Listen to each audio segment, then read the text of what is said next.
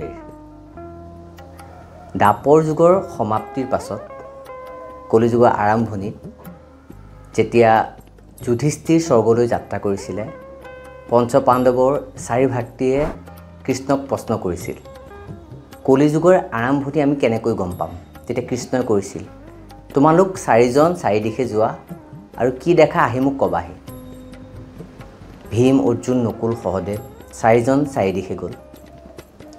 ঘূৰি আহি কৃষ্ণক ক'লেহি ভীমে ক'লে মই যি দিশে গৈছিলোঁ সেই দিশত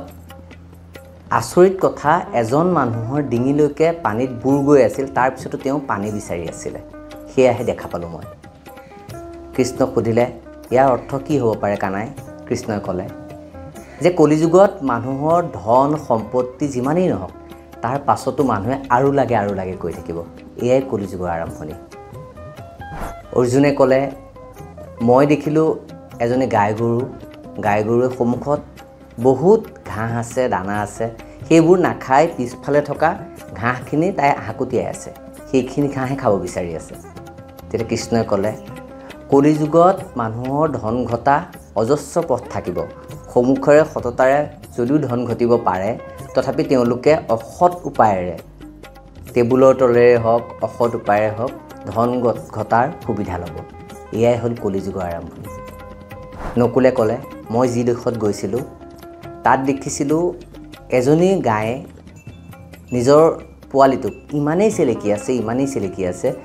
যে নিজৰ পোৱালিটোৰ ছাল সেই চেলেকুতে ছাল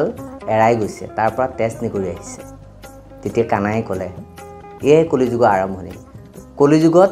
মানুহ মায়া মোহত ইমানেই আবদ্ধ হ'ব নিজৰ সন্তানক সেই মোহত ইমানেই বেছিকৈ মৰম কৰিব সেই সন্তানক ধ্বংস কৰিব তেওঁলোকৰ নিজা মৰমেই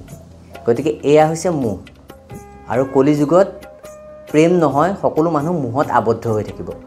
আৰু যদি প্ৰেম হয় প্ৰেম হ'লে তেওঁলোকৰ ভুলটো দেখা পাব নিজৰ সন্তানৰ ভুল দেখা পাব নিজৰ সন্তানক শুদ্ধ পথলৈ আনিবলৈ চেষ্টা কৰিব গতিকে কলিযুগত মানুহ মোহত ইমানেই আবদ্ধ হৈ থাকিব নিজৰ সন্তানক নিজৰ মোহে নিজৰ মৰমেহে ধ্বংস কৰিব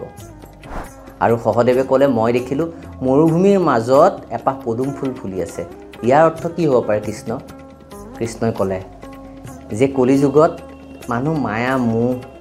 অহংকাৰত যিমানেই ডুবি নাথাকক কিয় তাৰ মাজতো এচাম মানুহে ভগৱান ভকতিত নিজকে মগ্ন কৰি ৰাখিব আৰু তেওঁলোকৰ দ্বাৰাহে কলিৰ পিছত কল্কি অৱতাৰ ল'ম মই